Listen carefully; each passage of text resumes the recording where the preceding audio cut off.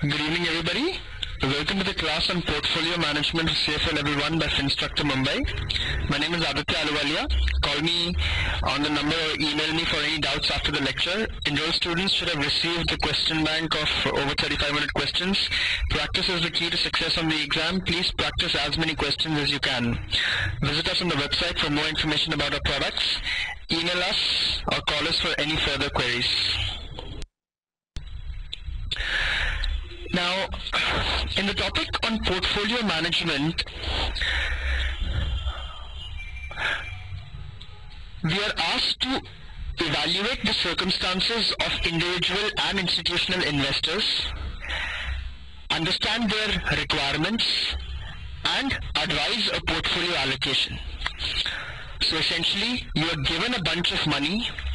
You now need to decide, depending on the capital market expectations, that is what returns you expect from the markets, and the individual circumstances of your clients as to how you should invest their money in different asset classes and in different individual securities. So what are the steps in portfolio management? First and foremost, write a policy statement. A policy statement is a document that clearly identifies the return objectives of the client as to what are his desires, what are his goals, and the risk profile or the risk tolerance of the client. So to reach these goals, how much risk can the client undertake? Once you have documented the policy statement, you need to develop an investment strategy.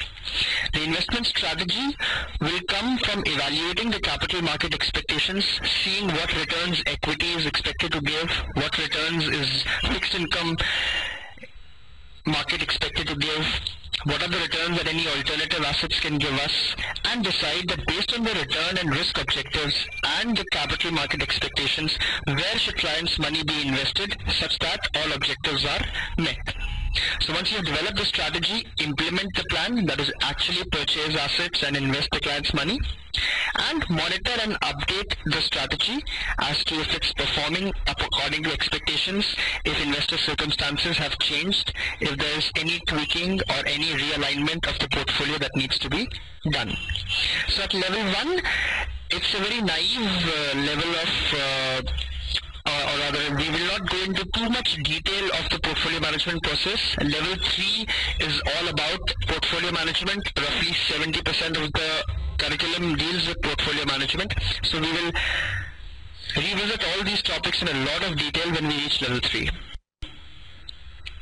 However, let's return our attention to the investment policy statement. There are 2 objectives that we need to quantify. First is the return objective, that is what is the return that the client needs. The return objectives will come from the aspirations and the requirements of the client in the future. So he wants to save money for his children's education. He wants to save money for his daughter's marriage. He wants to save money for funding a vacation or buying a house. Depending on what his aspirations are, we need to define what return the portfolio needs to generate such that clients' aspirations can be met. However, normally aspirations will be very high such that the return requirement from the portfolio will be very high, and the risk tolerance may not be as high. So risk tolerance looks at the fact that in case the portfolio suffers a loss, how detrimental will it be to the circumstances of my client? Does my client have enough reserves and enough other sources of income such that even if there is some loss, that the client will be able to recoup the loss? Or can the portfolio allocation be risky, or should it be less risky or be more conservative? So if the client does not have many other sources of income, if his risk tolerance is not very high, then even though the return objectives may be very high, you may need to counsel your client that you cannot take too much risk. Hence, you should revisit your aspirations with the level of portfolio that you are carrying. This is a good target for return, and this is a good target for risk that we should be carrying, and hence this is what we can be looking at in the long term as generating out of the portfolio. So Return objectives and risk tolerance will come from the personal circumstances of the client. Once you have fixed on the return and risk objectives, you will go and look at the constraints on the portfolio. Constraints are broadly categorized in 5 heads, namely liquidity constraints. So liquidity constraints tell us, is there any immediate requirement for cash that is going to come now or in the near future. So if he has to repay a loan next year, then you should strip off that much money from the portfolio, as that much money will not be available for investment. It will have to be repaid next year for the loan that the client had taken earlier. So whatever is the portfolio value, you should keep that much money separate. Or if there is any pre-committed cash requirement or any defined cash flow from the portfolio that is going to happen in the future, then that represents a liquidity constraint, as you cannot invest the money in illiquid securities because this much money is going to be required by the investor in the future. Normally, every investor will have 2 time horizons, in the case of individual investors that is. One is pre-retirement, another is post-retirement. So time horizon is any period after which the characteristics of the portfolio are expected to change significantly. So pre-retirement, the portfolio can be more aggressive as the client is having sufficient supplemental income, whereas post-retirement, the portfolio has to be invested in less risky securities, since the returns of the portfolio is what the client is going to use for his living expenses. So time horizon is when the characteristics of the portfolio are expected to change significantly. Individual investors are normally taxable, so tax concerns are important. You need to minimize the tax liability for your client. Legal and regulatory factors are not very important for individual clients, however they become quite important for institutional clients. Any constraint that cannot be put under the 4 heads that we discussed is put under the head of unique needs and preferences. So a good example of unique needs is the client saying that do not invest my money in liquor companies, or do not invest my money in polluting companies. So any unique preference or unique requirement that the client may have will be documented under this head. So you decide the risk and return objectives and the investment constraints. So this will complete the investment policy statement. It is a good statement. It serves as a guiding tool for the fund manager. It helps resolve conflicts between the advisor as well as the client, and if any point in time the advisor needs to change or the fund manager needs to change, then the new fund manager does not have to start from scratch. He has this policy document as a guideline to begin from. The return objectives are broken down into 4 parts. They can be of capital preservation. So if the client says that my return objective is capital preservation, that means I'm not too ambitious, I don't want too much growth in my money. My savings should just beat inflation, or the purchasing power of my capital should be preserved. So capital preservation is a less risky strategy. It means I only want to beat inflation, I don't want any excessive growth. Normally for old investors and for investors who do not have significant capital commitments in the future, a capital preservation strategy is preferred. Capital appreciation is a strategy which asks the advisor to not only maintain the purchasing power but also create growth in the portfolio. So young investors who have ambitions of purchasing a house in the future or purchasing a car in the future would not just need savings, they would also need growth, as without growth they will not be able to meet their objectives of purchasing a house or making other big ticket investments. So capital appreciation means we want growth. current income return requirement means that the portfolio is used to supplement the living expenses of the client. So the income from the portfolio is very important because he is living on that income. So a current income requirement will be met by investing more in high dividend paying stocks, fixed income securities, instruments that give income, that give dividends, that give cash flows in the interim, which the client can use to meet his living expenses. A total return strategy would be a mix of both. So a total return strategy would concentrate on income as well as some appreciation. So it's a medium risk strategy which gives both income as well as appreciation to the client. Now, it has been seen that in the long run, the biggest decision that you can take for your client is the asset allocation decision. We studied this concept in the theory of efficient markets as well. Asset allocation decision is essentially, if you have $100 to invest, how much should you invest in equity and how much in debt? This is the most important decision that determines portfolio returns over the long run. So, in one case, if you take the decision of 70% equity and 30% debt, then this is the biggest call that you can take.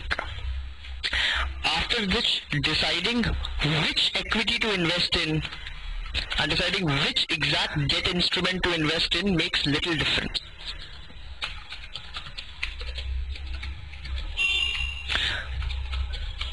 So if I have two portfolios, or let's say I have three portfolios. Portfolio A has 70 debt, 30 equity. Portfolio B has 30 equity and 70 debt. Portfolio C also has 70 equity and 30 debt. However, the 70 equity and 30 debt is some different instruments. So even in equity, I have an option to invest in different stocks. So they have different instruments than portfolio A. Research has shown that 90% of the variation or the volatility of a single portfolio over time, that 90% of the difference between portfolio A over different years, in year 1, year 2, year 3, will be explained because of this 70 equity and 30 debt decision. Had the decision been 30-70, the volatility of returns may have been very different. So, both portfolio A and C will have similar volatility. To the extent of 90%, their volatility will be different. It will be similar. So if A has 100% variation in return, even C will have a variation of about 90% to 110%. Why? Because it is seen that most equity investments and most debt investments will move in tandem. The biggest decision that you take is how much debt and how much equity to take. Asset allocation explains 40% of the variation in returns across funds. So across funds, a major chunk of the difference in returns will be explained because of the difference in debt and equity. A very small percentage of the difference in returns will actually be ascribed to timing the market or to which equity did B buy and which exact stock or which equity did A buy. The biggest difference in funds comes because they have a different asset allocation and A has a different asset allocation. So asset allocation is the most important decision that you will take for your client. Now, none of the investors individually have the capacity to decide the risk-free rate. Do you think any of you can decide the risk-free interest rate in the economy? Can one individual investor decide the risk-free rate?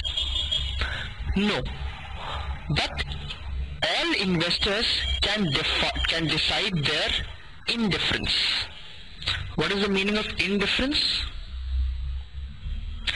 I can't decide the risk-free rate. The risk-free rate may be 4%, it may be 5%, it may be 6%. But if the risk-free rate is 4%, can I say that is for taking no risk, I am getting a return of 4%. Then for taking 2 units of risk, I will want at least a return of 5%. And for taking 4 units of risk, I will at least want 6% return. And for taking 6 units of risk, I will at least want 10% return. So investors can't decide the risk-free rate, but every investor can decide his or her indifference. If the risk-free rate only is 6%, that is for taking no risk, I am getting a return of 6%. Then for taking 2 units of risk, I will demand at least 7% return.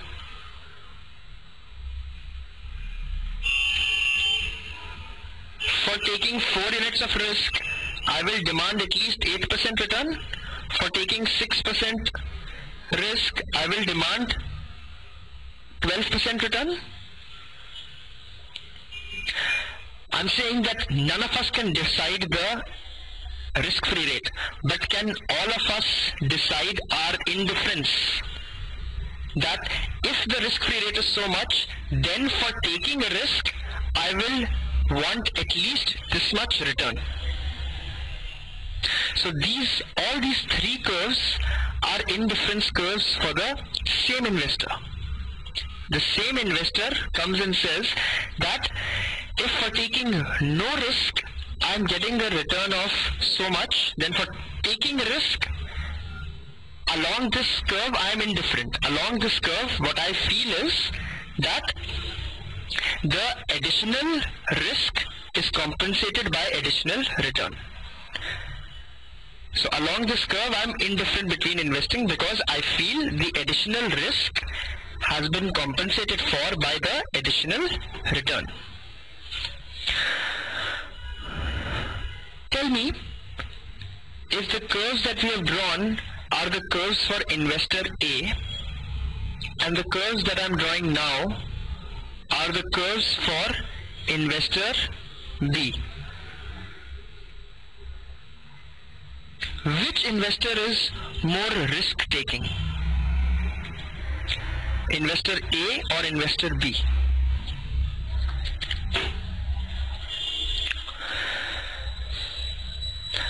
For investor A, for taking 1 or 2 additional units of risk, what is the additional return that I have to promise? Very high. I have to give so much extra return for him to take additional risk. Whereas look at investor B, even if I give a slightly higher return, even if I give a slightly higher return, that is from here to here, he is willing to take the additional risk. So investor B is a risk-seeking personality. As long as you give him a little bit of extra return also, he will undertake the risk. Whereas investor A is a risk-averse personality. For him to take additional risk, you have to give him a lot of additional return. Investor B is risk-seeking. So the more flat the curves, the more risk-seeking the personality.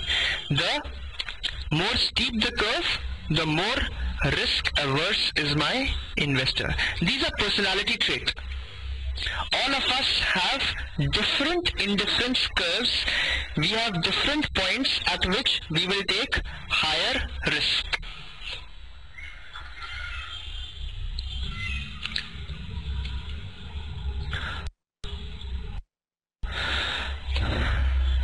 If If we study the theory of portfolio management as given by Henry Markowitz, there are certain assumptions about capital markets that we need to memorize. So before Henry Markowitz gave his theory of portfolio management, he made certain assumptions about assets and about the markets. First one was that the returns distribution is known to all investors.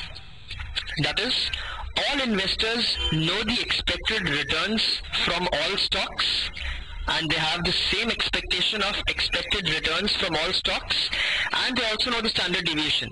If they know the returns distribution, they know the expected value as well as the standard deviation. So they know the risk as well as return from all stocks, and they agree upon the risk and return, and they all have the same view of risk and return from all stocks. All investors exhibit utility maximization. That is, the indifference curves exhibit diminishing marginal utility of wealth. You see that the indifference curves are steep, or the indifference curves are upward sloping. That is, they're not a straight line. The indifference curves are not a straight line. They're not like this. So what does that represent? That for taking 2 to 4 units of risk, the investor is willing to, even if you give him a slightly higher return, he is satisfied. Whereas if you want him to take from 4 to 6 units of risk, that is, for an additional 2 units of risk, he would want a disproportionately higher return. That is, risk has diminishing marginal utility. If you want my investor to keep on taking more and more risk, then he will want a disproportionately higher return to take on the risk, because he doesn't want it. First few units of risk he'll take. It's okay. He'll be, as long as he's getting a slightly higher return, he'll invest in AAA rated bonds or AA plus rated bonds. But if you want him to invest in speculative grade securities or securities which have too much risk, then he will want a disproportionately higher returns. So indifference curves are not flat. They exhibit diminishing marginal utility of wealth, or they are convex in nature. Risk is given by standard deviation, that is, risk is given by variability. All decisions consider only risk and return, and investors are risk averse, which means for a given amount of risk, they will ask for the highest return, and for a given amount of return, they will ask for the lowest risk. So investors are risk averse.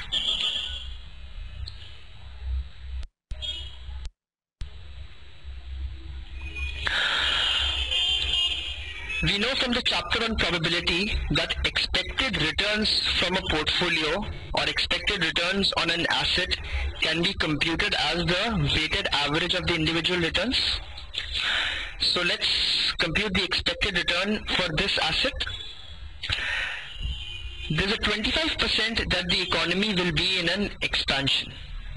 If the economy is in an expansion, the stock is expected to give a return of 5%. There's a 50% chance that the economy will be normal. If the economy is normal, the stock is expected to give a 15% return. There's a 25% chance of a recession. This stock actually gives a very high return in the case of a recession. It will give you a 25% return in the case of a recession. What are the expected returns from the stock? It will be probability of expansion into the return in the case of expansion, probability of normal return into the return in the case of a normal economy, the probability of recession into the return in the case of recession. Take the product and take the sum. It's called taking the weighted average. So the expected return from the portfolio is 15%. So that's how we'll compute the expected return from an asset. Once you have computed the expected return, can you compute the standard deviation as well? Standard deviation is the square root of the variance. Variance is the average of the square of the deviations. So what is the deviation of the first asset from the mean? It is 5 minus 15 minus 10. What is the deviation of the second asset? It is always the value minus the mean. Please look at the video on statistics, that is the second lecture, and understand this concept if you have any doubts. The third value has a deviation of 10% from the mean. So this is what deviations are. What is the variance? Variance is the square of the deviation averaged. So take a square of all these values,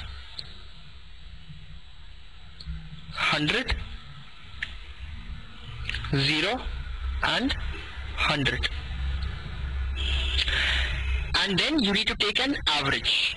Had the probabilities not been given, I would have taken a simple average. That is, I would have given an equal probability to each. I would have just divided all by 3, sum them up and divide by 3. But if the probabilities are given, then you take the products with the probability and you sum them up to compute your average. So it will be 0.25 into 100, 0.5 into 0 and 0.25 into 100. This will give the variance. This will give the variance of the asset. Take the square root of the variance, we will get the standard deviation.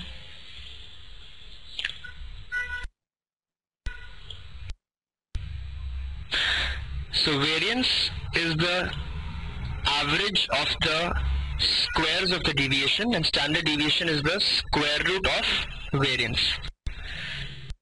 So in the previous question, the deviations are 10%, 0% and 10%.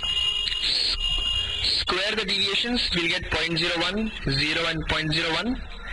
Take the product with the probabilities, sum it up and you will get the variance. It comes out to be 0.0050. Standard deviation is the square root of the variance. It will come out to be roughly 7% for the stock. So that is how investors compute the risk, that is the standard deviation and the expected returns from each asset. Markowitz assumed that all investors have the same expectations of risk and return.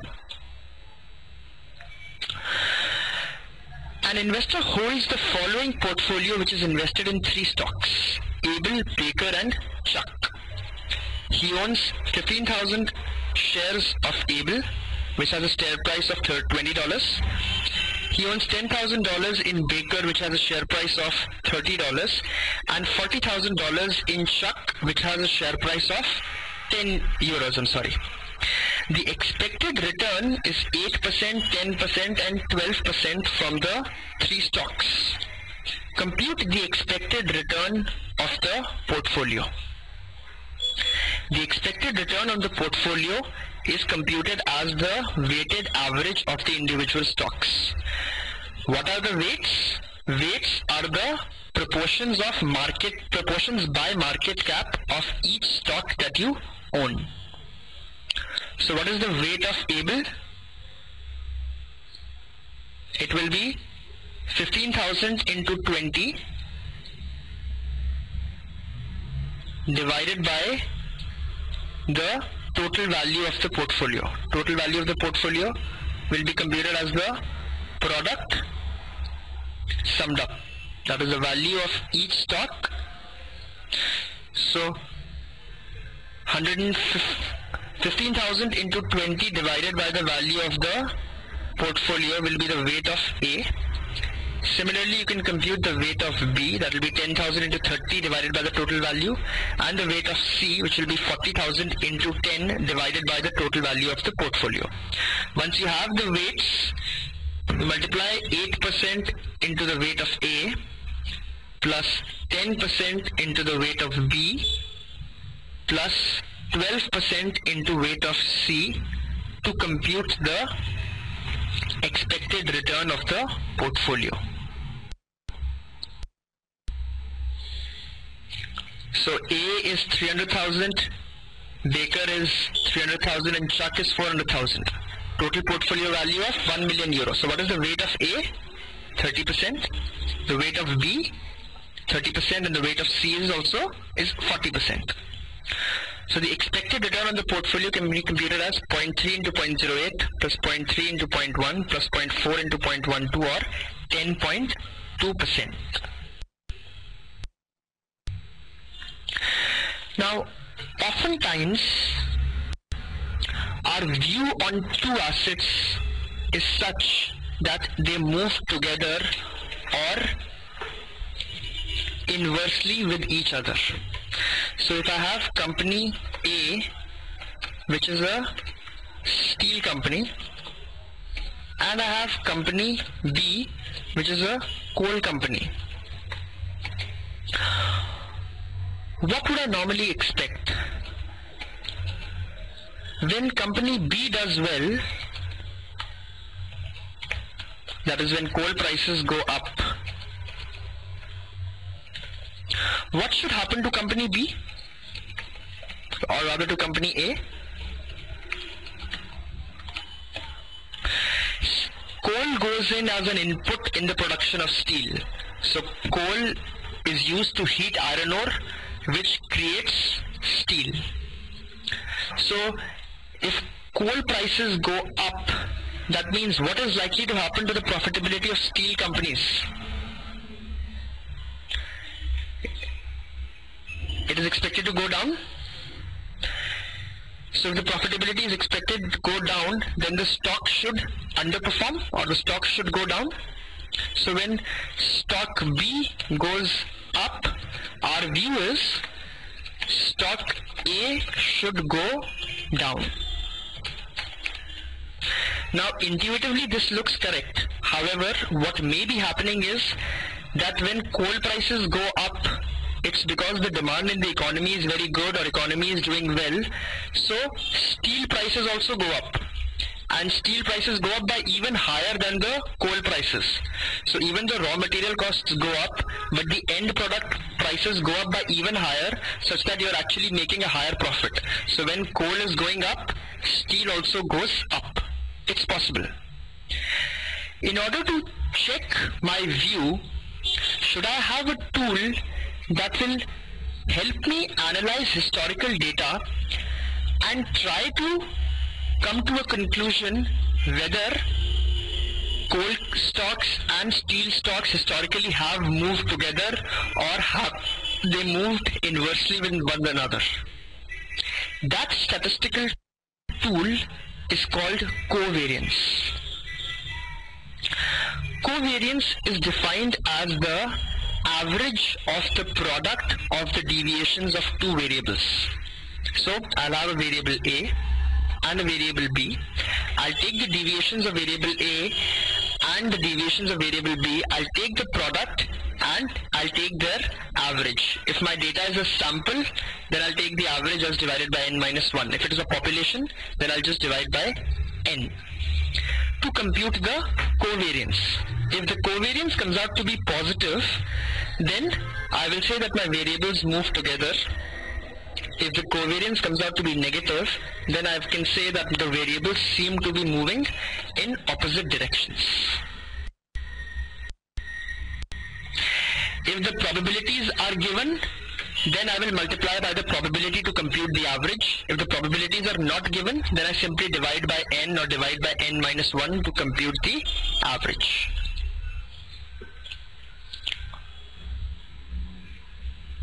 So let's look at two stocks and let's try to compute the covariance between them. So when stock 1 gave a return of 10%, stock B gave a return of 20%. When stock 1 gave a return of minus 15%, stock B gave a return of minus 20%. When stock A gave a return of plus 20%, stock B gave a return of minus 10%. So on and so forth. First, let's compute the mean of A, that is sum them up and divided by 6, it will come out to be 5%. Take the mean of B, that is sum all the values of B and divide by 6, so the return on B comes out to be 10%. take the deviation of each of the values from the mean. So deviation of the first value is what? It is 0.1 minus 0.05 or 0.05. Remember, deviation is always the value minus the mean. Take the deviation of the second value from the mean. Essentially what he says is subtract 0.05 from all values.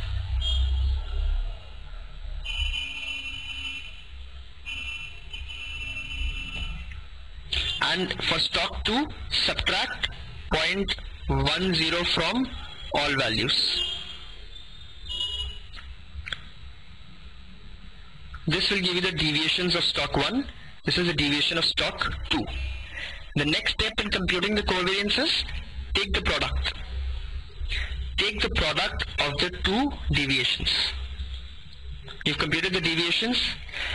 You see that they are both moving down also together. When this gives 15%, this gives minus 20%. Hence, the product of the deviations is becoming positive.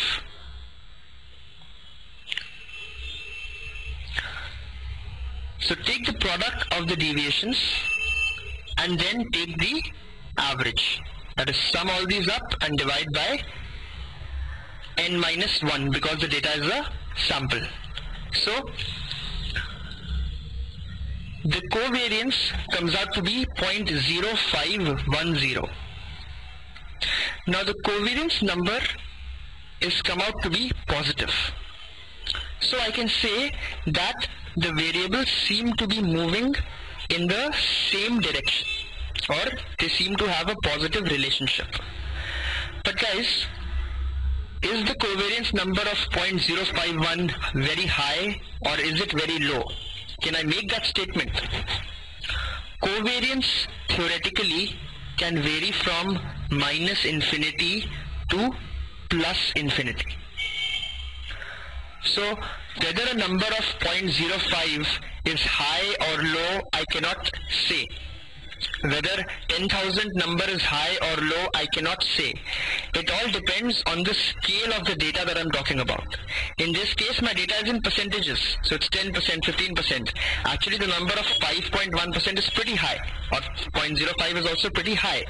Whereas, if my data was the millions of barrels of oil production, 10 million, 20 million, that was the data on a yearly basis, then a number of 0.051 would have been very small. So to make an absolute statement from the covariance number is very difficult. I can say it's a positive relationship, but is it a strong positive relationship? It is not a very strong positive relationship. I cannot say with the help of covariance. So I scale down the covariance to compute something called as correlation. Correlation is covariance divided by the product of the standard deviations. Covariance is, or rather correlation is always a number between -1 and +1. So the correlation will come out to be in between -1 and +1. If the relationship is very strong, positive, it will come out to be close to +1. If it is a strong negative relationship, it will come out to be close to -1. If there is no relationship, correlation will come out to be close to 0. Now, a correlation coefficient of plus, just take the definition of correlation, please. You have to memorize this definition. Correlation measures the strength of the linear relationship between two variables.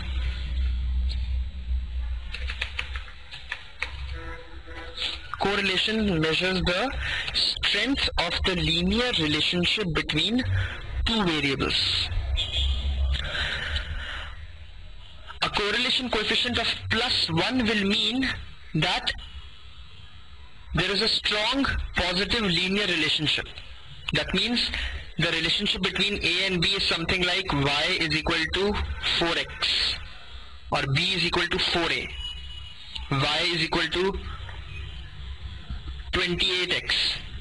All such relationships will have a correlation coefficient of +1. If the relationship was something like y is equal to minus 12x or y is equal to minus 200x, then the correlation coefficient would come out to be, for both these series, the correlation coefficient will come out to be -1. Why? It's a strong negative linear relationship. A number of -1 means that returns move proportionally in the opposite direction. They are perfectly negatively correlated.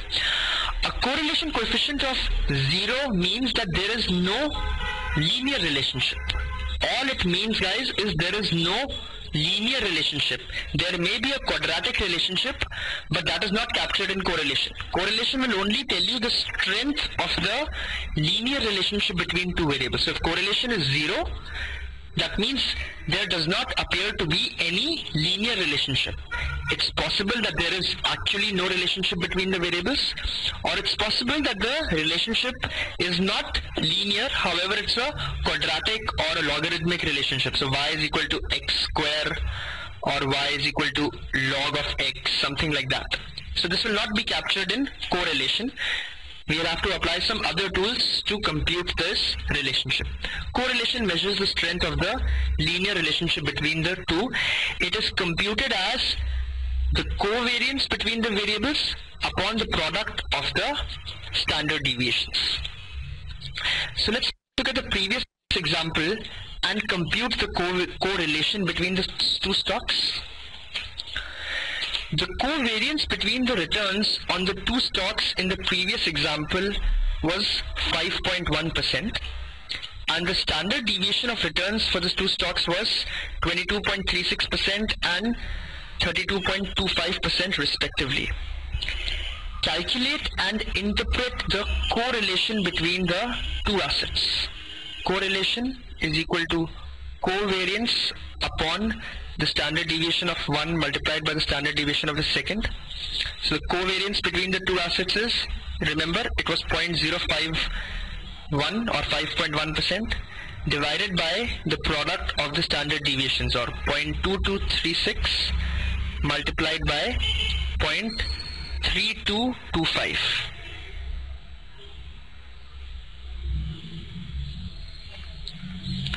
So it comes out to be equal to 0.7072.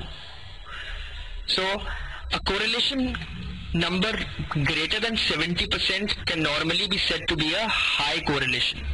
So even though the covariance number was just 0.051, when we computed the correlation, we found that the correlation is 0.7. The maximum value of correlation can be 1. So it's a strong positive correlation. However, it's not a perfect linear relationship. So they are strongly positively related, however they are not perfectly linearly related. So this kind of analysis can help us evaluate our intuition about stocks, that we feel that the two stocks may move together, or we may feel that the two stocks may move negatively. We can do this analysis and check whether our intuition has historically been correct or wrong. The correlation between the returns on two stocks is 0.56. Their standard deviations of returns are 15.44% and 8.92%. Calculate and interpret the covariance between the two assets. Correlation is equal to covariance upon sigma 1 into sigma 2. So covariance will be given as correlation into sigma 1 into sigma 2. The correlation coefficient is 0.56. The standard deviation of 1 is 0.1544. The standard deviation of the second is 0.0892. So the covariance between the two assets can be derived from this formula. It comes out to be 0.05 0.0077. So you understand, guys, even though the covariance or the correlation was 0.56, covariance number came out to be so small. Now what can you say from covariance? Is it a strong positive relationship? Is it a strong negative relationship? I can say it's a positive relationship, it's not negative. But can I say is it strong or not? Not really. I don't know whether this number is high or low. That is why I need to compute correlation. Correlation will tell me if the relationship is strong or not.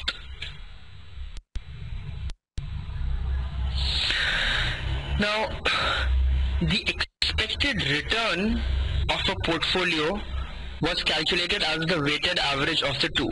So W1 into sigma 1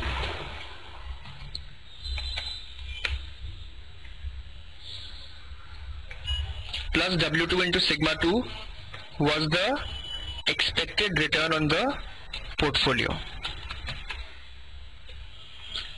Sorry, sigma is the standard deviation. W1 into R1 plus W2 into R2, that is the weight of the second stock into the return on the second stock, was the expected return. Let's look at the example again. Let's assume that stock 1 was company A, that is our steel company, and stock 2 was company B. Actually, our view was correct. When B does well, A actually goes down. I did the correlation analysis and the correlation number came out to be minus 0.7. Correlation between A and B came out to be actually minus 0.7, indicating a strong negative relationship, that when coal stocks do well, steel stocks perform badly, and when coal stocks do badly, that is coal prices fall, steel stocks do well. Individually speaking, both company A and company B are very risky. Company A is a commodity, company B is also a commodity. There's a lot of fluctuation in prices, and they both have a very high standard deviation. Sigma A and sigma B are both very high. This is about 25%. The coal company has even higher, it is about a 30% standard deviation. Individually speaking, both are very risky. Tell me, if I hold both A and B in a portfolio, however, will my portfolio also be very risky, or will my portfolio be less risky? Will my portfolio simply be WA into sigma A plus WB into sigma B? Or will the portfolio be less risky than this? Remember, the portfolio standard deviation will not be simply the weighted average of the individual securities. Why? Because there is a negative correlation between the two. Individually they may be very risky, however in combination they are very less risky because they always move against each other. So when A moves up, B falls, and when A falls, B moves up to cushion the impact of the other. So whenever any one stock falls, the other stock rises to cushion the impact of the fall. So what the combination of the two assets does is, it reduces the risk of the portfolio from simply a weighted average submission. So this will not be the risk of a portfolio. To compute the risk of a portfolio, we need to take the covariance or correlation between the assets into account. So the risk of a portfolio for a two-asset portfolio can be computed as W1 square sigma 1 square plus W2 square sigma 2 square plus 2 W1 W2 covariance of 1, 2. 2 W1 W2 covariance of 1, 2. Covariance can also be written as correlation into the product of the standard deviations. Please watch the video on quantitative analysis again. We have given the matrix approach on how to remember these formulas for 2 asset, 3 asset, even 4, 5 asset portfolios. You will see the matrix approach on how to remember these formulas in that video. If it is a 3 asset portfolio, then the risk of the portfolio will be given as W1 square sigma 1 square plus W2 square sigma 2 square plus W3 square sigma 3 square, 2 W1 W2 covariance of 1, 2, 2 W1 W3 covariance of 1, 3, 2 W2 W3 covariance of 2, 3. Covariance can always be written as correlation into sigma 1 into sigma 2. Please look at this formula. Please look at this formula.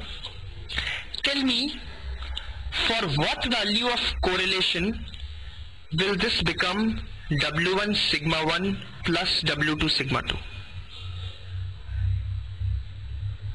For what value of correlation will this become the weighted average of the individual risks?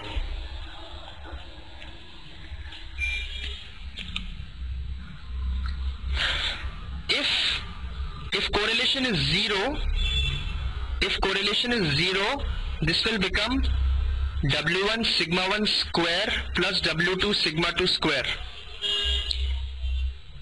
Is this equal to W1 sigma 1 plus W2 sigma 2? If correlation is 0, then this term will go away. It will just become this. This is not equal to W1 sigma 1 plus W2 sigma 2. The formula for A plus B whole square is A square plus B square plus 2AB. If A is W1 sigma 1 and B is W2 sigma 2, this formula will become A square plus B square plus 2AB only if the correlation is 1. Only if the correlation is 1, that this formula will become W1 sigma 1 plus W2 sigma 2. What is the maximum value of correlation? What can be the maximum value of correlation? It can be +1. So you understand that the weighted average risk can be the maximum possible risk of the portfolio. So the maximum possible risk of the portfolio is W1 sigma 1 plus W2 sigma 2 when the correlation between the two assets is exactly equal to +1. For all other values of correlation, the risk will be lesser than the weighted average of the two. This phenomena is called diversification.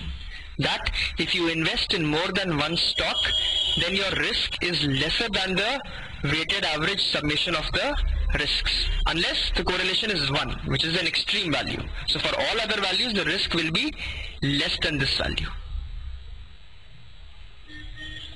We will study the concept of diversification better in the coming slides.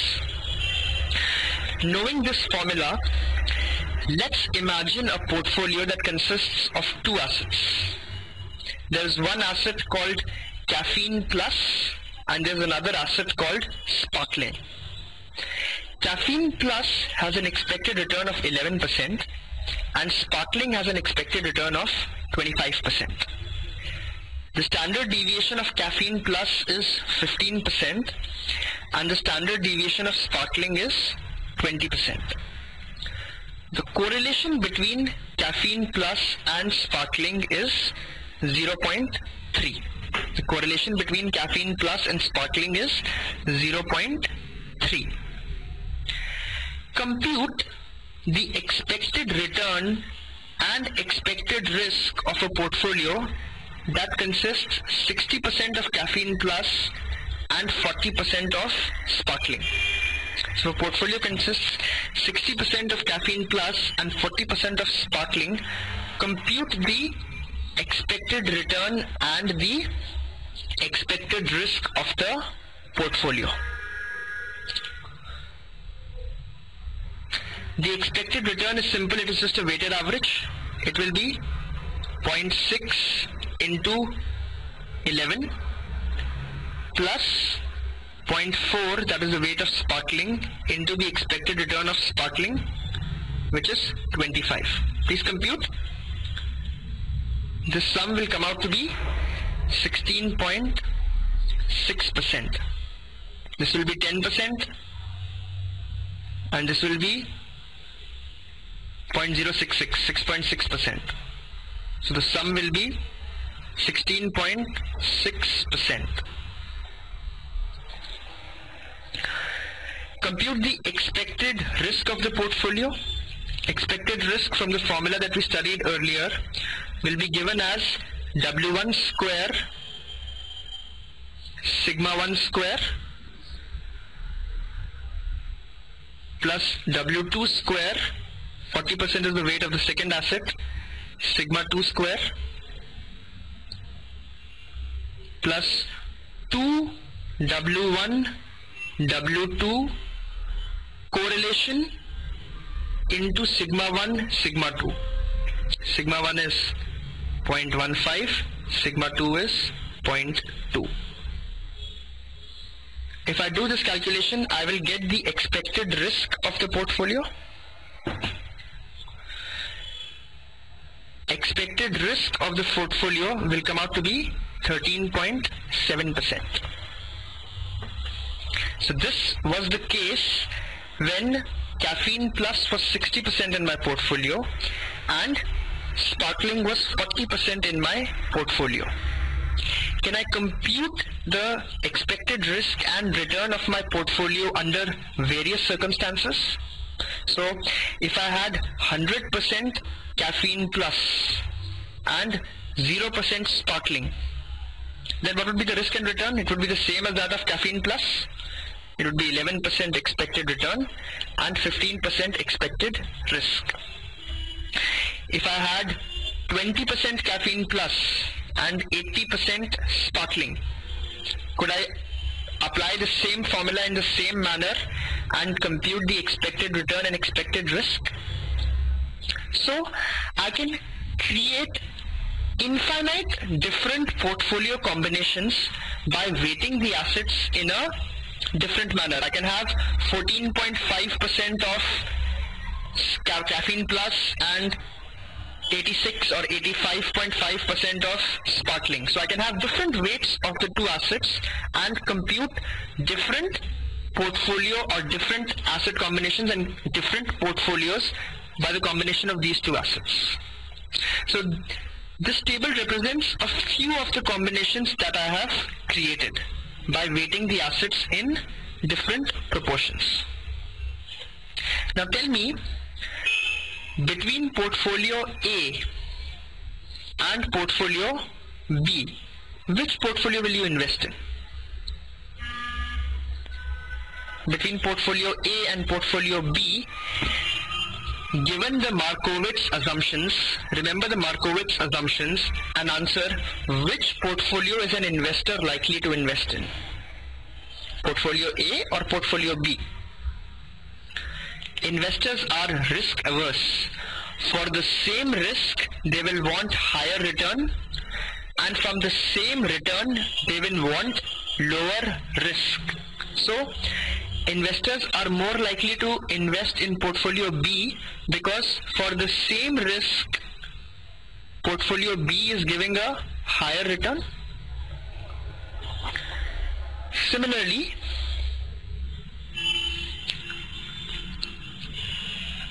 between portfolio B and portfolio C, which portfolio will you invest in? Between portfolio B and portfolio C, which portfolio will you invest in? You will invest in portfolio B because it is giving you a higher return for a lower risk. It is giving you 16.6% return for a 13.7% risk. And portfolio C is giving you only 11% return for a 15% risk. So the different portfolio options that I have created, A, B, C, D, E, F, G, H, I can weight the assets differently and construct many different portfolio options. and I can plot them in a graph with return on the y-axis and risk on the x-axis. So the expected return from the portfolio is on the y-axis and the expected risk from the portfolio is on the x-axis.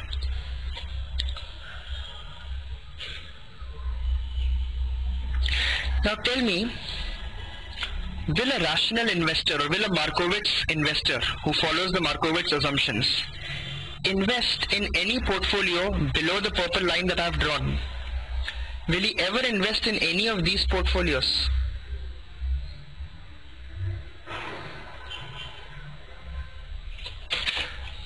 No, because there is another portfolio available which gives a higher return for the same risk.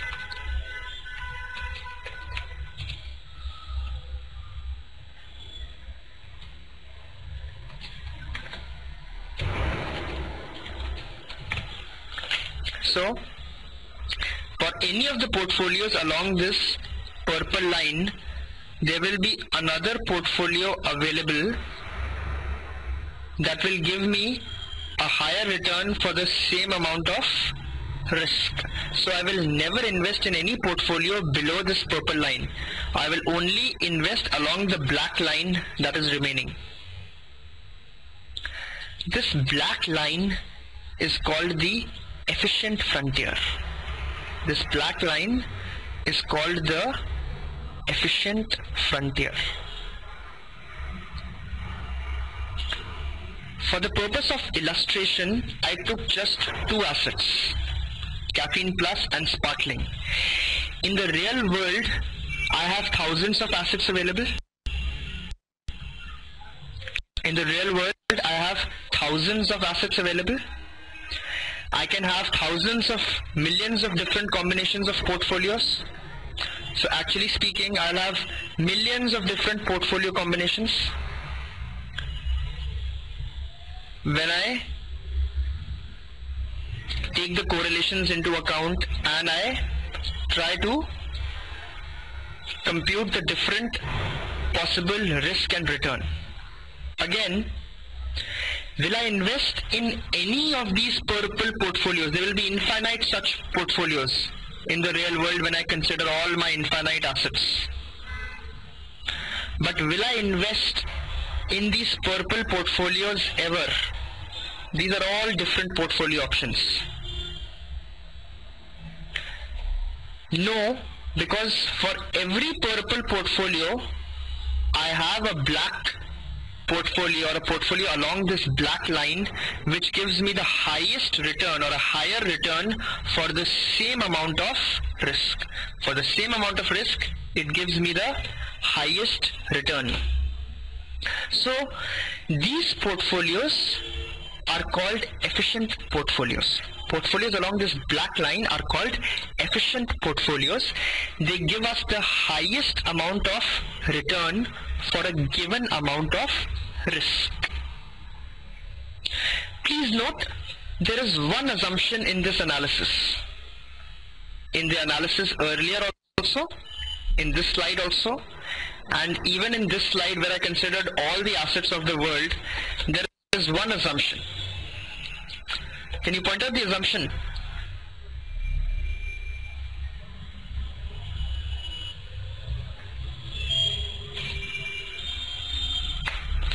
Assumption is that there is no risk-free asset available. So all assets have some risk. There is no asset which gives me a return for zero risk. If there was any such asset available, then there should be some point here, there should be some point on the y-axis that if I invest 100% of the money in that risk-free asset, then there will be zero risk and there will still be some return. So the Markowitz efficient frontier is defined for a portfolio of risky assets. That is, there is no risk-free asset available. which is not a correct assumption, because in the real world we do have risk-free assets available. Government securities, government bonds are considered risk-free. Now tell me that which portfolio along this efficient frontier will you actually invest in?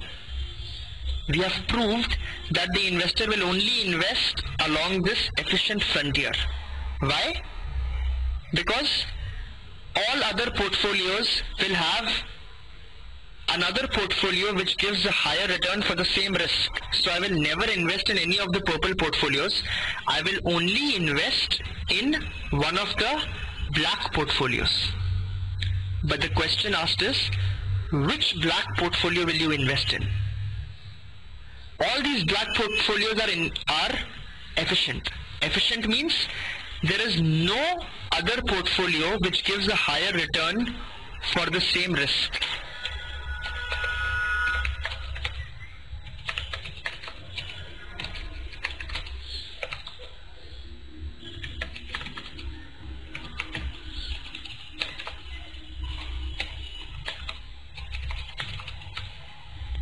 So all these black portfolios are efficient. That is, for their level of risk, they give the highest return. If you want an even higher return, you will have to take on more risk. If you want even higher return, you will have to take on more risk. Now the question is, which black portfolio will an investor invest in? That will depend on his risk tolerance. That will depend on his indifference curves.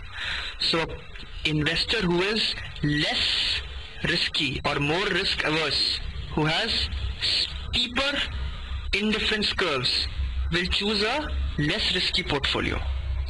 Whereas an investor who has more flatter indifference curves or is more risk seeking will choose a more risky portfolio. So investors will choose the portfolio that is tangent to their indifference curves. For a less risky investor, the tangency portfolio will fall lower down. For a more risk-seeking investor, the tangency portfolio will figure higher up. So depending on your personality, depending on whether you are a risk-seeking guy or a risk-averse guy, will decide which point on the efficient frontier do you lie. So investor I1 or I dash is a risk-seeking investor. Investor X or other investor I is a risk-averse investor. His are more steeper, his indifference curves are more steeper, so his tangency portfolio or indifference curve is tangent at a lower point. He will invest or he will choose a less risky security. Investor I dash has flatter indifference curves. He is more risk seeking, so he will be higher up on the efficient frontier. He will invest in a portfolio that is more risky. Remember, the assumption here is that a risk-free asset is not available, that there is no risk-free asset available. This is an incorrect assumption because in the real world risk-free assets are available. In the coming slides, we will make a risk-free asset available and see how does the risk-reward profile change.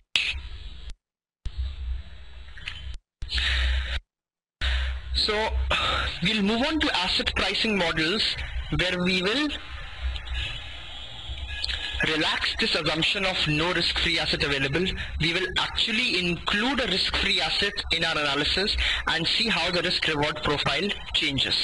However, before we move on to asset pricing models, there are certain more assumptions that we should be aware of. So the capital market theory that we are going to study in the coming slides has the following assumptions. These assumptions are important. They are very directly tested. So you have to remember these assumptions. So he starts that all investors are Markowitz investors.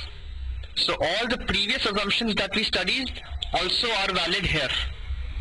That is, they are risk averse, they have diminishing marginal utility of risk, and they know the returns distribution, and risk is variability, or risk is standard deviation.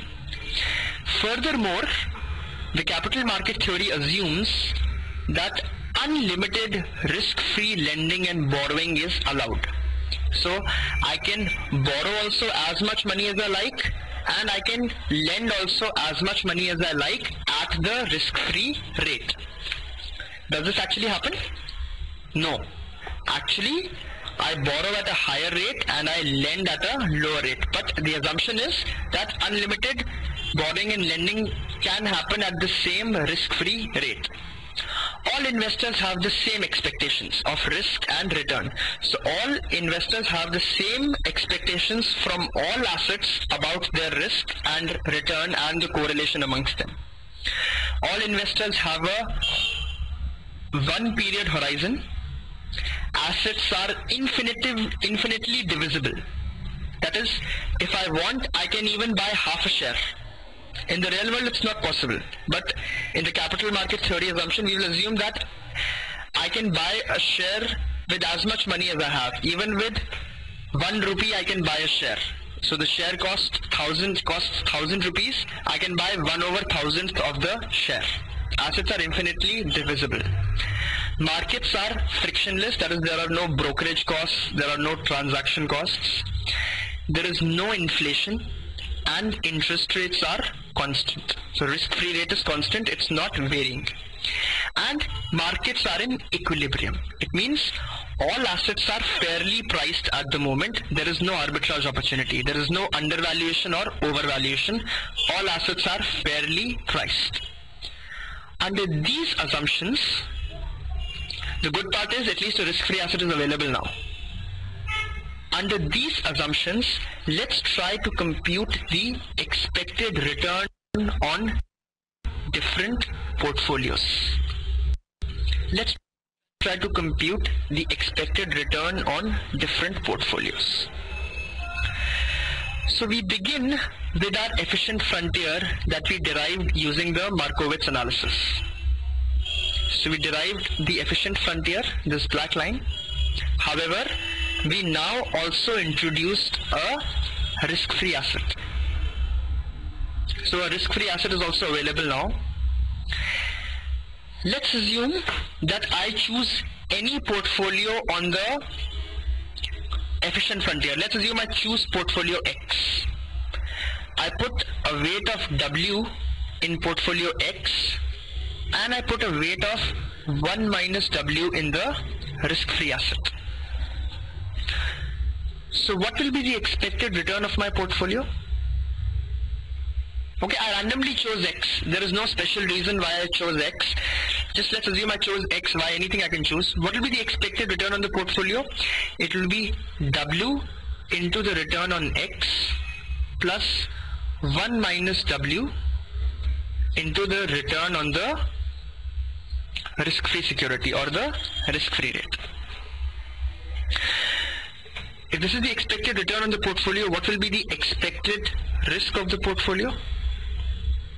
Expected risk is given as W square sigma X square plus 1 minus W square sigma RF square, that is the risk of the risk-free security, plus 2 W into 1 minus W into correlation into sigma X into sigma RF. Okay, all this is under the square root. By definition, what is sigma RF? By definition, what is the risk of a risk-free security?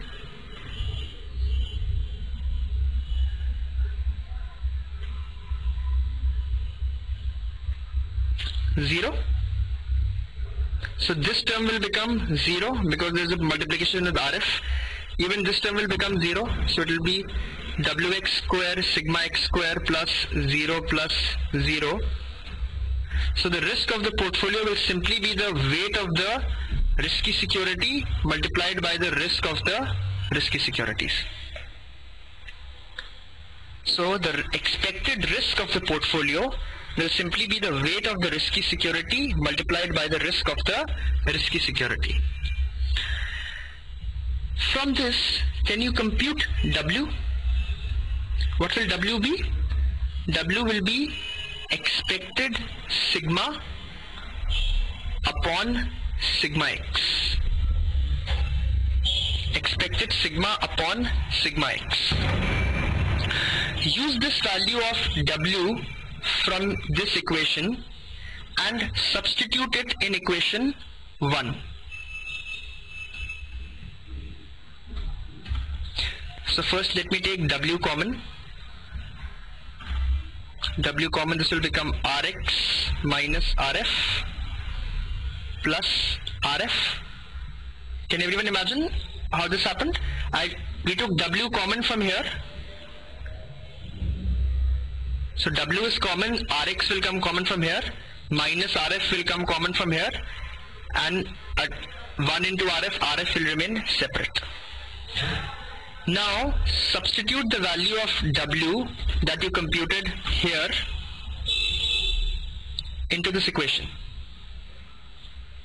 So expected return will become Rf plus expected sigma upon sigma x. That's what W is. W is expected sigma upon sigma x into Rx minus Rf. Into Rx minus Rf. So the expected return on my portfolio is equal to the risk-free rate plus the expected risk upon sigma x into Rx minus Rf. This equation between the expected return and expected risk of a portfolio is called the capital allocation line. This equation is called the capital allocation line. Please look back on the video and see how we've proved this. So this is the equation of this line. This is the equation of this line from X. Line that joins the risk-free rate to X. When the expected risk is equal to sigma x, what should be the expected return? Substitute expected risk as sigma x in this equation. Expected return will become Rf plus Rx minus Rf. It will become Rx.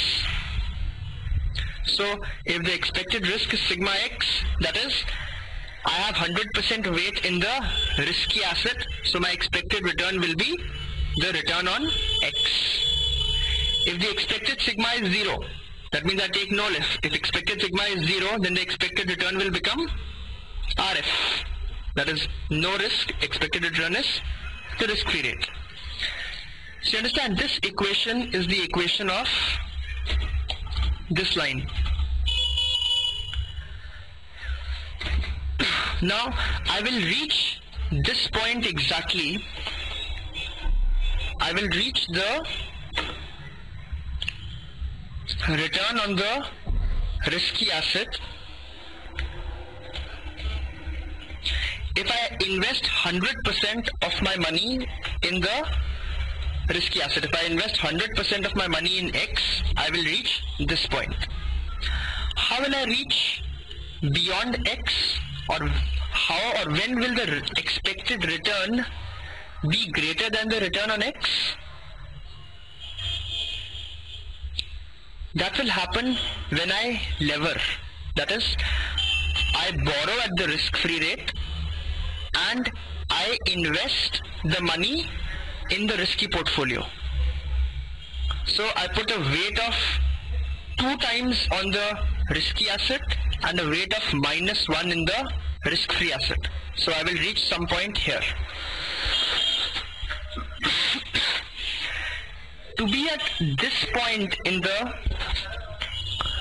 curve, what I'm doing is I'm putting some weight in the risky asset and some weight in the risk-free asset, which implies I'm lending at the risk-free rate. If I'm investing money at the risk-free rate, means I'm giving it to someone, and that someone is giving me the risk-free rate of return. That means I'm lending at the risk-free rate. So if I am in this portion, then I'm lending at the risk-free rate. If I'm if I want to increase my risk even higher than the risk of the risky asset, then what can I do? I can borrow money at the risk-free rate and invest it in the risky portfolio X, such that my risk will become even higher. My risk is equal to W times the weight, the risk of the risky portfolio plus W into sigma X. If W becomes 2, that is I put twice the weight in the risky asset, this will become 2x. But to put twice the weight in the risky asset, I have to borrow. I have to borrow minus 1 at the risk-free rate. So I have to pay someone the risk-free rate and I have to borrow money to increase my risk even more than the risky asset. So I can borrow, remember the first assumption of the capital market theory was unlimited risk-free borrowing and lending is allowed. So I can do unlimited amount of borrowing and invest it in the risky portfolio or the risky asset and create an unlimited amount of risk. So you understand how the investor can create a risk return profile along this line through X? That is by borrowing and investing in the risky portfolio X. Now when I started my analysis, there was no special reason why I chose the portfolio X. I just chose any portfolio on the efficient frontier. I could have very well chosen Y and done the same analysis. Would I have derived this equation? Would I have derived the equation through Y? Right now I have derived the equation through X. I could have very well derived the equation through Y. In fact, which set of portfolios is better? The ones on Y or the ones on X? Which give me a higher return for the same amount of risk? The ones on Y? So it would have been better had I created my line through Y. That is, I would have started off with the portfolio Y. In fact, what is the need to stop? You could have gone higher. There could have been a portfolio W that you could have chosen and you could have created an even better risk return profile. You could have gone all the way up to the portfolio M. The property of portfolio M is that it is exactly tangent to the efficient frontier. Is it possible for me to go above this? Is it possible for me to draw a line above the line passing through portfolio M?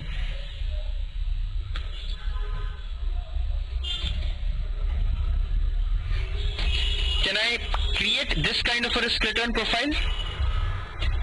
No, I cannot, because there is no portfolio available. At best, I can keep going up, but I will stop at portfolio M because there is no other portfolio available for me to go even higher.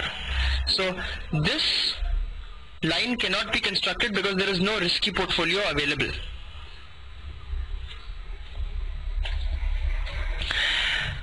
Now tell me, once I have drawn the line through portfolio M, what is my efficient frontier?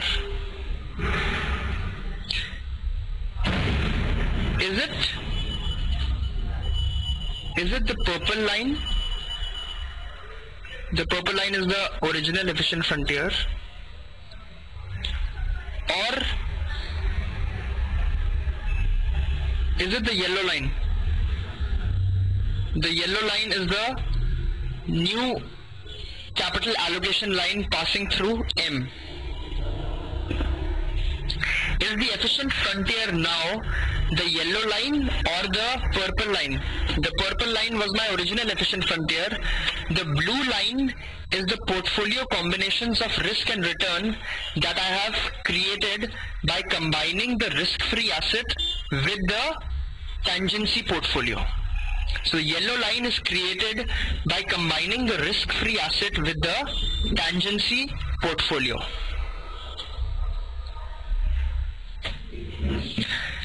Can you see that all portfolios along the yellow or fluorescent line, all portfolios along the yellow line give me a higher return for the same amount of risk than my efficient frontier.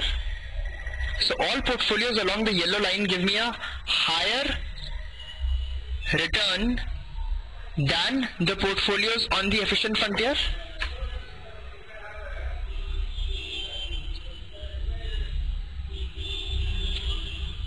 Will I ever invest in the purple line now? Will I ever invest in my original efficient frontier? No, because I have another set of portfolios along this yellow line which give me a higher return for the same amount of risk, or a higher return for a lower risk. So the new efficient frontier is going to be the line through the tangency portfolio M. Remember guys, all these lines that combine the risky asset with the risk-free asset, all these lines are called capital allocation lines. They are called CAL, capital allocation line.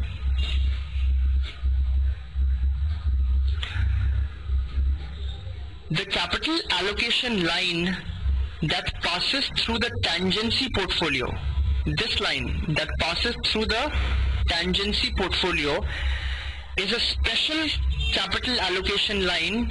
It is called the capital market line.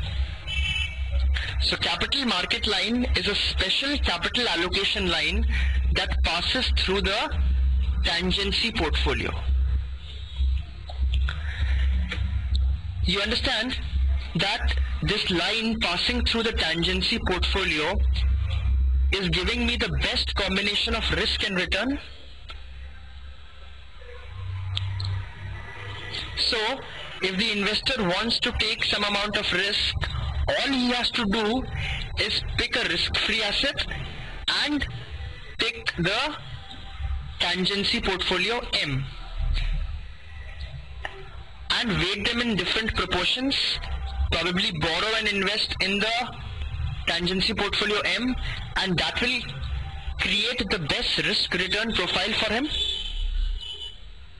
This investment will create the best risk return profile for him. So have we just proved that a rational investor or a risk-averse investor never has to invest in any portfolio except the risk-free rate and portfolio M?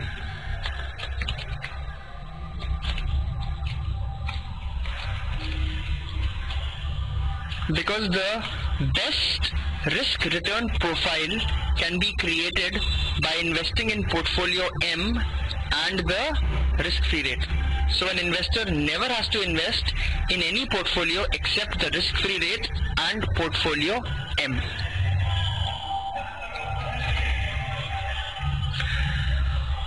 Portfolio M is also called the market portfolio.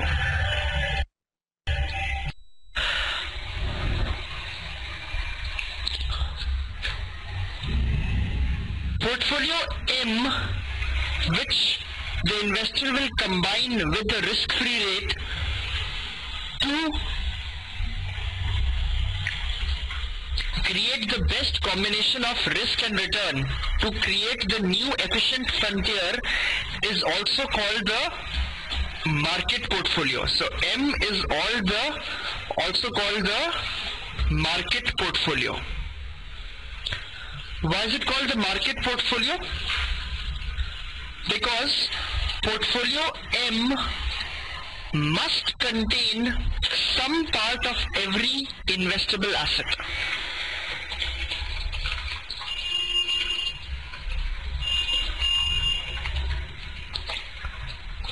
Why must it always contain some part of every investable asset? Let's assume it does not contain some asset X. Let's assume it does not contain emerging market equities.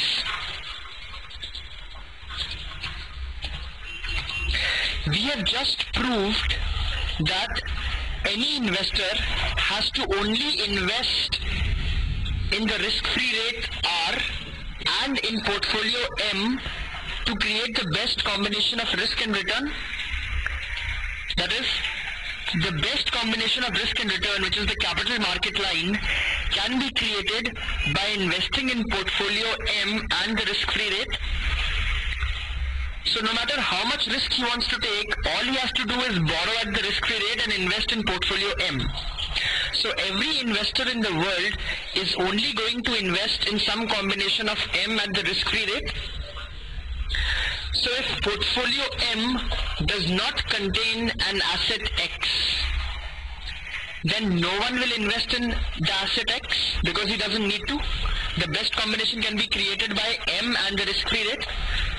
So if it does not contain portfolio X, then nobody will invest in X.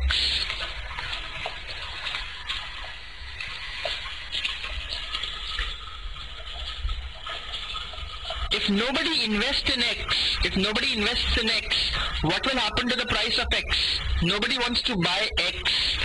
People only want to invest in other securities. That is, they want to sell X and invest in portfolio M. M does not contain X, so nobody will invest in X. If nobody invests in X, what will happen to the price of X? It will keep falling. Soon, X will give the best combination of risk and return, or X will start giving a better risk return profile than the other assets because its price has fallen so much.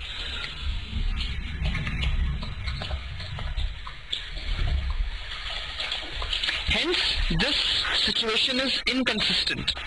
So, portfolio M must contain some part of every investable asset.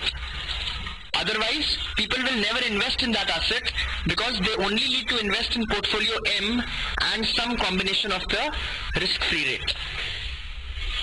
So, please remember this equation well.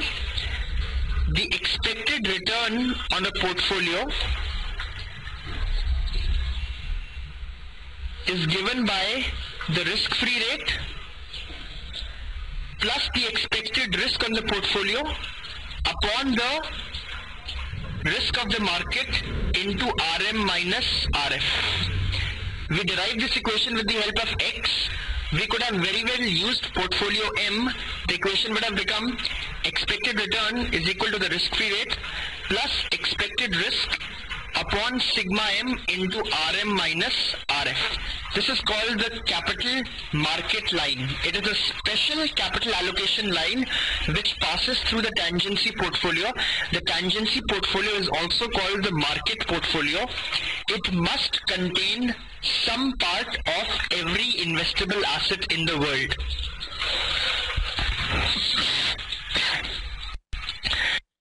Now guys, let's take an example of two companies, A and B. Company A is also a fashion designer and company B is also a fashion designer. Both are high-end fashion designers. Both are very good at their job. So A also designs high-end clothes, B also designs high-end clothes. Customers pretty much decide randomly between the two options. Some people go for A, some people go for B. Both of them are equally good at their jobs, and there are only two high-end fashion designers in the country. Now I have 100 rupees to invest or $100 to invest. I have three options. In one case, invest the entire 100 in A. In the second case, invest the entire $100 in B. And in the third case, invest 50 in A and 50 in B. At the moment, the income statement of A looks something like this: 100 rupees of revenues, 50 rupees of costs, and 50 rupees of profits. Sales, costs, and profit. What do you think will the income statement of B look like? Both of them are equally good. It's just half the people go here, half the people go there. So even B must be doing sales of 100, costs of 50, and profits of 50. Tomorrow, let's assume that the economy goes into a recession. Economy goes into a recession such that people cannot afford high-end fashion anymore and the demand for high-end fashion clothing falls. So earnings of A also falls and earnings of B also fall. Their costs remain as high. So A is making 80, 50 and 30 of profit, and even B starts making $80 of sales, $50 of costs and $30 of profits.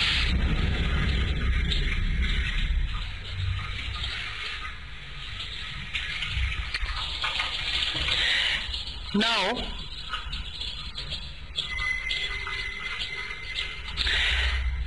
in the first case, in a normal economy, what would your return on investment have been in all three cases?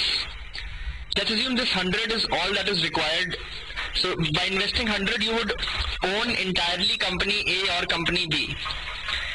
In case 1, what would your return have been in a normal economy? In case 1, you would have earned 50 rupees. In case 2, you would have again earned 50 rupees. Why? 100% in A. If you entirely owned A, you would have gotten 50 rupees. If you entirely owned B, you would have gotten 50 rupees again. If you owned half of A and half of B, what would your total return be? Half of A, 25 from A and 25 from B. You would have made 50 rupees of return in all the three cases. So you understand, if the economy was normal, in all three cases, no matter how you chose to invest, 100 in A, 100 in B, or 50 in A and 50 in B, you would have gotten a return of 50% on your investment. If the economy falls into a recession, that is, people cannot afford high-end clothes, what would be the return in case A? It would fall to $30 or 30%. In the case of B also, the return would have fallen to 30%. In the case of C, wherein you get half of A and half of B, because 50 half of A you own and half of B you own, your return would have still been 30. So in the case of a recession, in all three cases, your return would have fallen down to 30%. If the economy went into a boom, that is, people suddenly demanded a lot more fashion clothing and the demand for fashion clothing went very high, so that the returns of A also became $70, returns of B also became $70. Then again, what would your return have been in the three scenarios? In case of a boom,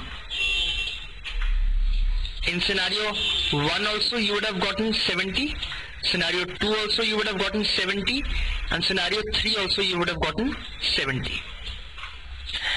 The phenomena that I have just explained is called market risk. Yes, this is the risk that cannot be avoided. Because these companies are in the business of fashion designing, this is the risk that they are willing to bear.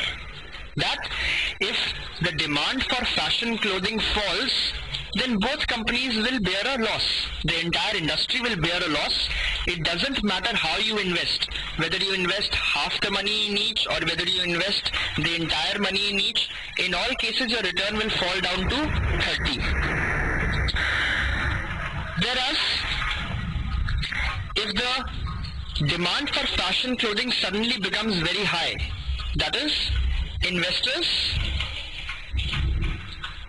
or customers all have very high disposable incomes and all decide to buy a lot of fashion clothes, then the demand for both A and B will go up. It doesn't matter if you invested entire money in A or entire money in B or half in A and half in B. In all cases, your return would have gone up to 70%. This is called market risk. It cannot be avoided.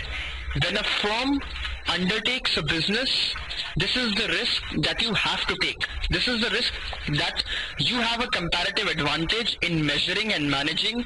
This is why you make a profit or a company makes a return. So market risk or systematic risk cannot be avoided. Okay? Now let's assume that fashion designer A meets with an accident and she is not able to design clothes anymore. So A meets with the economy is still normal. The economy is normal. There is no recession or boom. But what has happened is that fashion designer A has met with an accident and unfortunately she can't work anymore. She can't design clothes anymore. People came to company A because of fashion designer A, and if fashion designer A is no longer there, then what will happen to the sales of company A? They will become zero. Costs will also be zero. They will have to fire everyone because there is no demand for their products. So the profit will become zero. Everyone imagines? If A meets with an accident, this is what is going to happen. However, just because fashion designer A has met with an accident, you think people's demand for fashion clothes is going to go away? Or people's demand for high-end fashion is going to go away?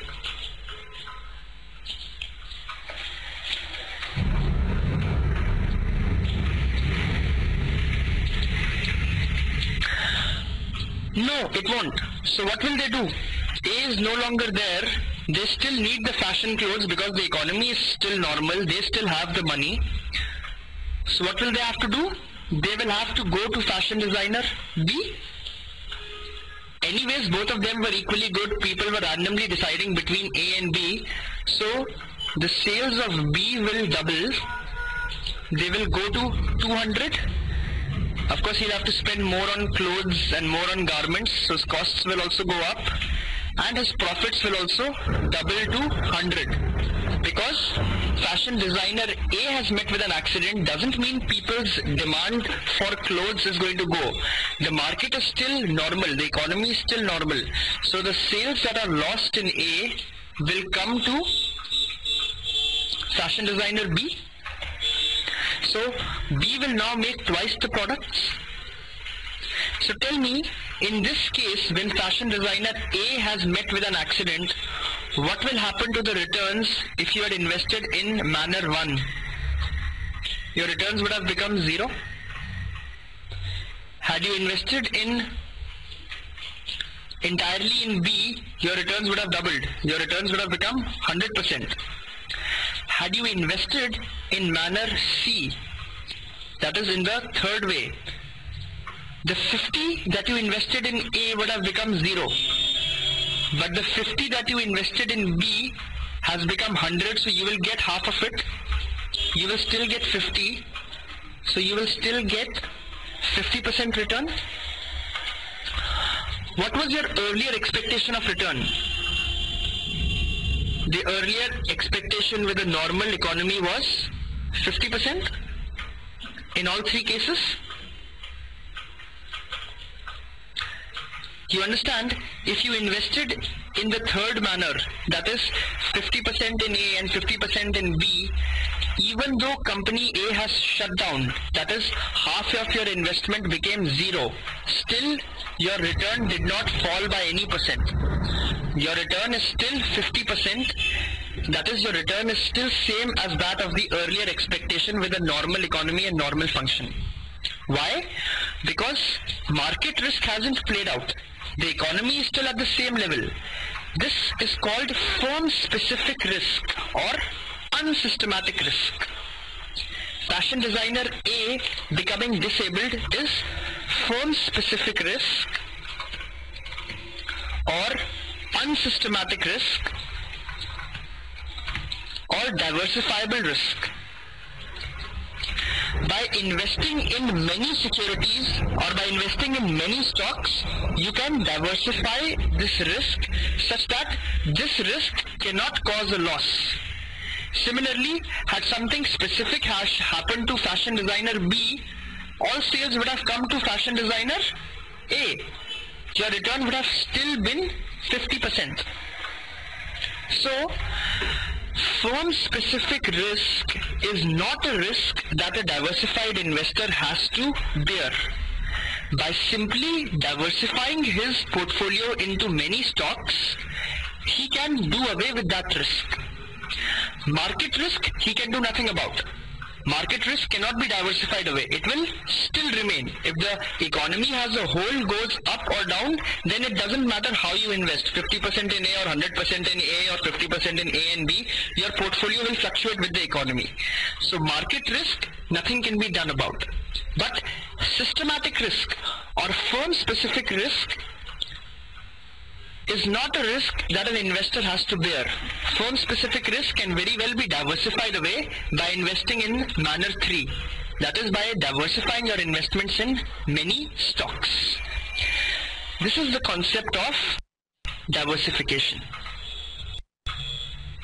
So, if you have just one stock in your portfolio, the x-axis in this curve is the number of securities, and the y-axis in this portfolio is the total risk of the portfolio. So if you just have one stock in the portfolio, then the risk will be very high. Why? Because there will be systematic risk also and there will be firm-specific risk also. However, as you add more and more stocks to your portfolio, the systematic risk you can do nothing about. The systematic risk will still remain. However, the firm-specific risk will keep on becoming zero or will keep on reducing because diversification is happening. Even if anything bad happens to one company, it will simply mean that the sales will shift to the other company. So at an overall aggregate portfolio level, you will not lose because of firm-specific factors. So, unsystematic risk can be diversified away. It has been seen that if you have more than 30 stocks in your portfolio, if you have 30 different stocks across different sectors or different companies, then you have pretty much diversified away all the unsystematic risk of your portfolio. Your portfolio will only have systematic risk. So total risk, which is sigma. Total risk of a portfolio is what? It is the standard deviation. It is sigma, can be broken down into systematic risk and unsystematic risk. Systematic risk is measured by a term called beta, as we'll explain later, and unsystematic risk. The unsystematic portion of the risk, which is firm-specific risk, can be made zero or can be totally diversified away. It can practically be made zero by holding a large number of securities in the portfolio or holding different stocks in the portfolio. This brings us to the capital asset pricing model. The capital market line or the Markowitz analysis said what? That expected return on the portfolio is equal to the risk-free rate plus expected sigma upon sigma of the market into RM minus RF. Please go back in the video. This is the equation that we just derived a few minutes back. But this was Markowitz analysis, which gave the definition of risk as total risk.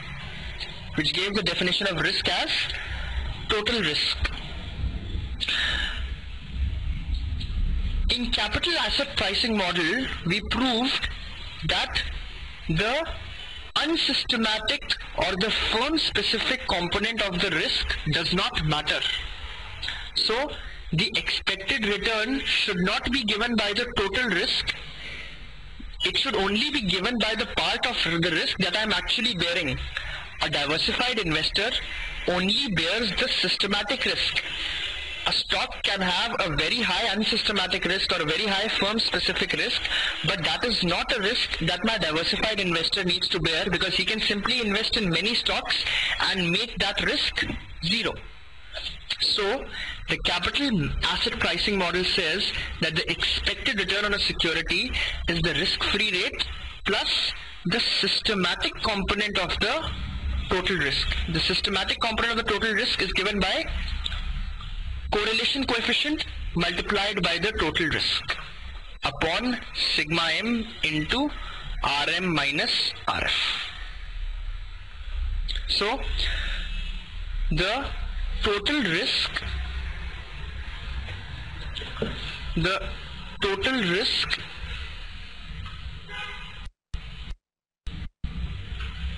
which is given by sigma is broken into systematic risk, which is rho into sigma, and unsystematic risk, which is 1 minus rho into sigma. So 1 minus rho into sigma. The sum of this will become the total risk sigma. The unsystematic component of the risk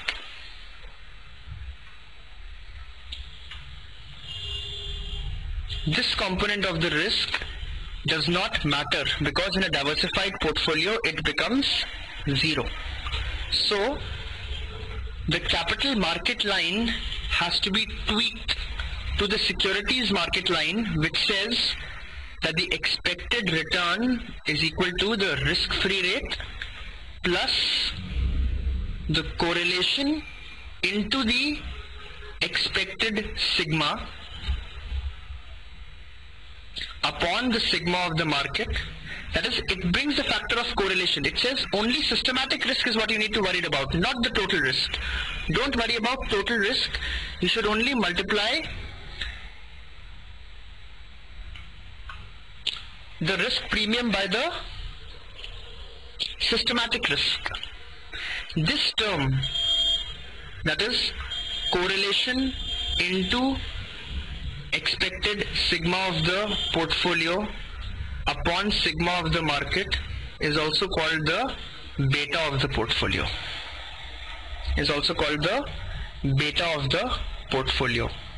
So this gives us the capital asset pricing model, which says that the expected return is equal to the risk-free rate plus beta times Rm minus Rf.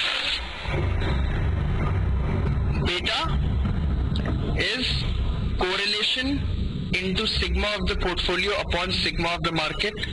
It can also be written as covariance of the portfolio with the market upon the variance of the market. This is the same formula.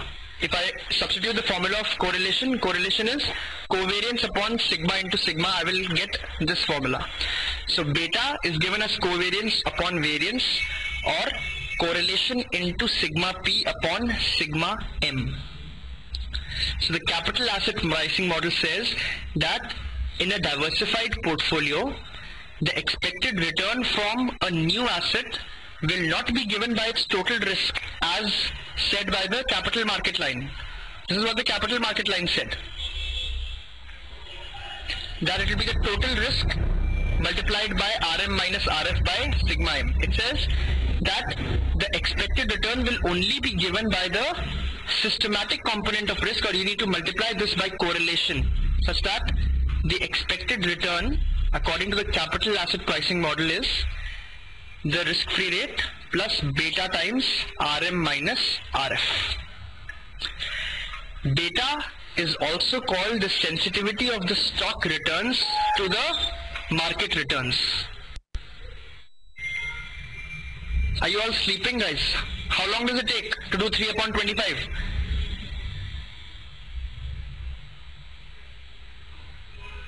Mukta, Divya, Hital, Ajit.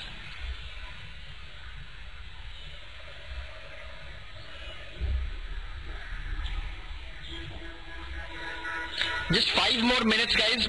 Keep your calculators out, do all the calculations. 5 minutes will be done. These questions are important, they will be asked in the exam.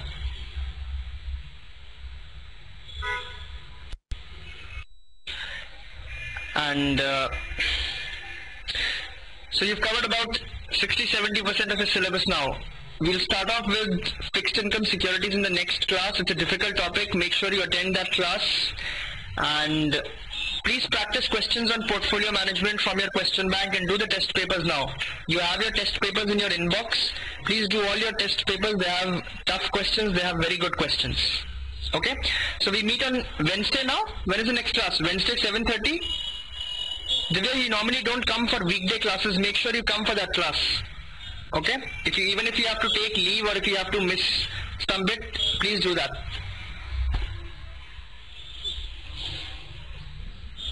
Oh, it's 8 p.m. It's 8 p.m. Yeah, he's going to schedule it, guys. It's 8 p.m. the class.